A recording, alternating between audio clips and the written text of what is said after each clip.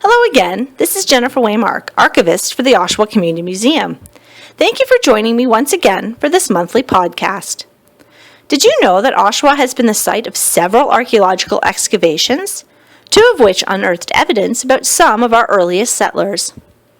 The first archaeological excavation to happen in Oshawa began in the late 1960s when evidence of an Aboriginal settlement were unearthed on the property of Howard MacLeod at the corner of Thornton and Roslyn Roads.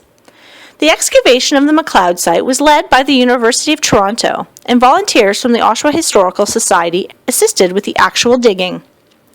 The items unearthed show that this was once the home to a Lake Ontario Iroquois village, dating to about 1450 AD. The village consisted of approximately 5 long houses that were surrounded by a high protective wall called a palisade. The second archaeological site related to Aboriginal inhabitation was located at the corners of Taunton and Grandview Road North. This site, known as the Grandview site, actually dates earlier than the MacLeod site, as it was inhabited around 1400 AD. Much like the MacLeod site, this was once home to a large Lake Ontario Iroquois village. This village was larger, consisting of approximately 12 longhouses. Unlike the MacLeod site, there was no palisade surrounding this village. Combined, these two excavations tell us the story of Oshawa's earliest known settlers.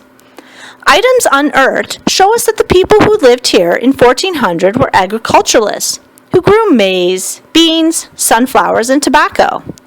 They were also hunters who relied heavily on deer meat and fish to provide necessary protein.